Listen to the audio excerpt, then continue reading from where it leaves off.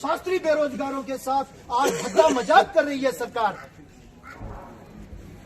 हिमाचल सरकार शर्म करो, शर्म करो, शर्म करो। भारत की दो प्रतिष्ठाएं हैं, भारतस्य प्रतिष्ठद्वये संस्कृतम संस्कृतिस्तथा। भारत की दो ही प्रतिष्ठाएं रही हैं, जिन प्रतिष्ठाओं के कारण से भारत विश्व गुरु बना है। जयतु संस्कृतम जयतु भारतम, शास्त्रियों के साथ खिलवाड़ करने वाली सरकार नहीं चलेगी, नहीं चलेगी, नहीं चलेगी। शास्त्रियों के साथ खिलवाड़ करने वाली सरकार नहीं चलेगी, नहीं चलेगी, नहीं चलेगी। भारत जिस कारण से विश्व गुरु था वो है संस्कृत और संस्कृति, सनातन संस्कृति। संस्कृति सनातन संस्कृति संस्कृताश्रिता, वो सनातन संस्कृति संस्कृत पर आश्रित है।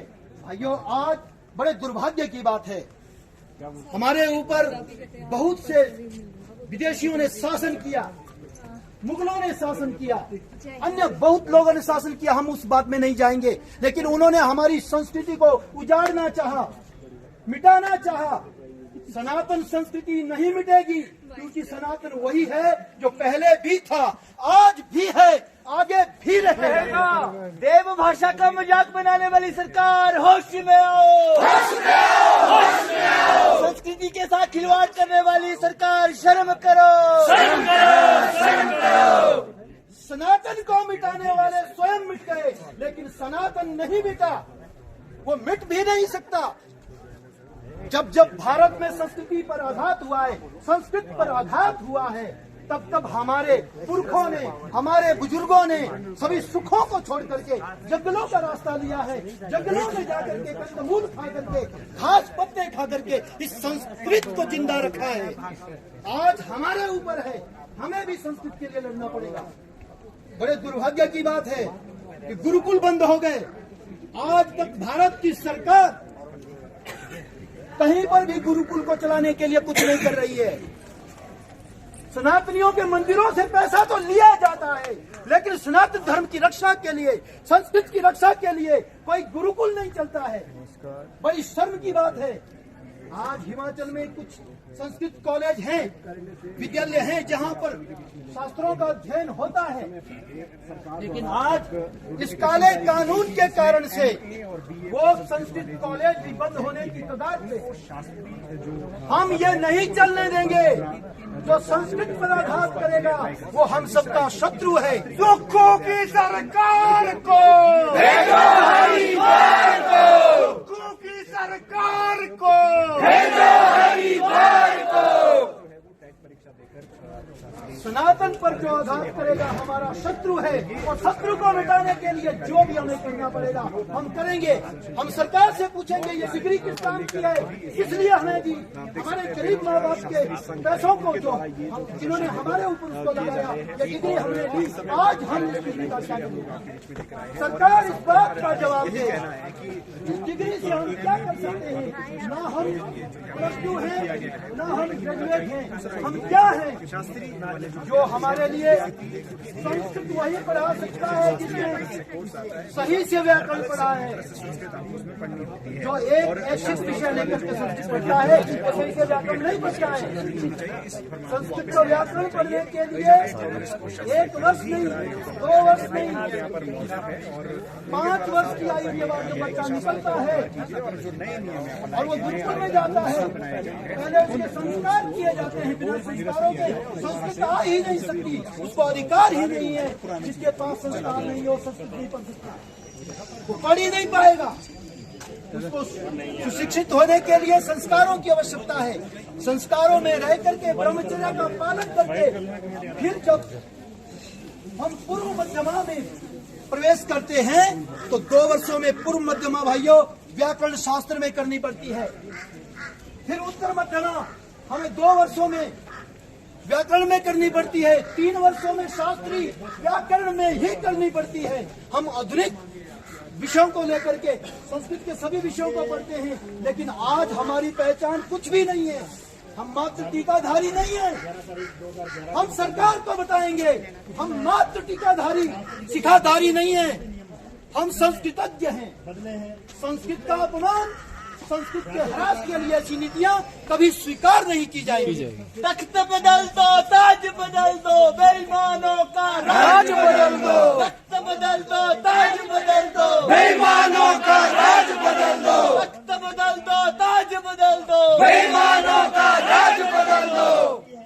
भाइयों, आज बड़े प्रताड़ित हुए हैं। ये सदा से होता आ रहा है, आज ही नहीं, ये पहले से होता आ रहा है। ये संस्कृत कॉलेज ये पहले से होता आ रहा है।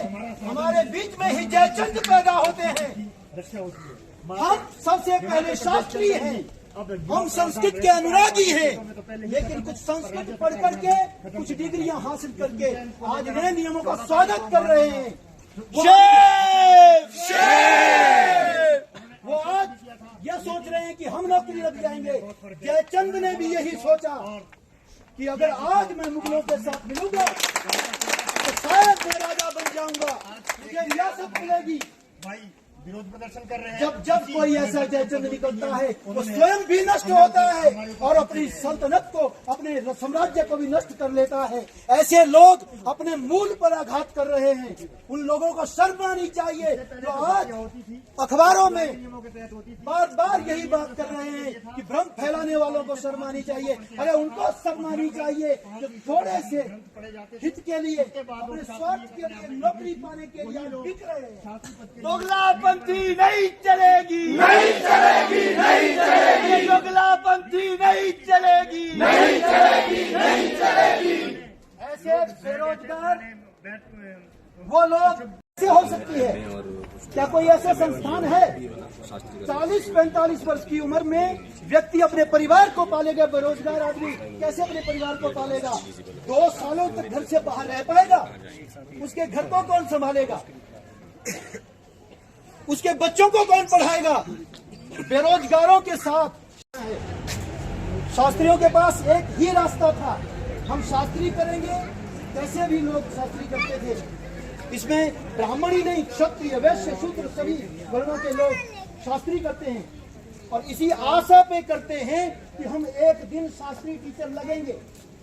लेकिन भाइयों, ये जो शास्त्री उपाधि हमारे हाथ में कमाई जाती है, इसके आधार पर आप कुछ भी नहीं कर पाते हो। अगर आप शास्त्री नहीं लगते हो तो आप कुछ भी नहीं कर पाते हो।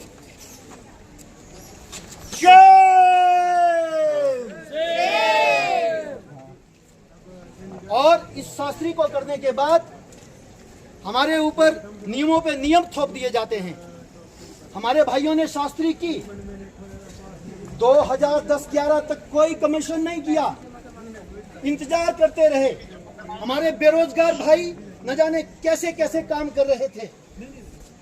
कोई दिहाड़ीदारी कर रहा था, कोई कैसे अपने परिवार का पालन पोषण कर रहा था।